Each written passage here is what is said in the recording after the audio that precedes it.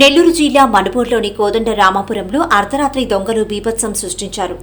దేవాంకుల వీధిలో వెలిసిన పోలేరమ్మ ఆలయంలో తాళాలు పగలగొట్టి అమ్మవారి మంగళసూత్రాలు, ముక్కుపుడక, వెండికళ్లు అపహరించుకుని వెళ్లారు. అలాగే స్థానిక కోదండ రామాలయంలో చోరీ జరిగింది. 3 ఇళ్లలో ప్రవేశించి బీరువా తాళాలు పగలగొట్టి నగదు, ఆభరణాలు దోచుకెళ్లారు.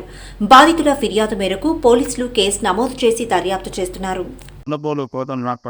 దేవాంగుల వీధిలో వెలిసినటువంటి శ్రీ పోలేరమ్మ అమ్మవారి దేవస్థానంలో గత రాత్రి 100 మంది దొంగలు అమ్మవారి యొక్క అడలో ఉన్నటువంటి సాధనకు లక్ష్మీ కాసు, అదేవిధంగా అమ్మవారికి 3 జతల వెండి కళ్ళు ఉండేటివి. అందులో ఒక జత కళ్ళు కనబడట్లేదు.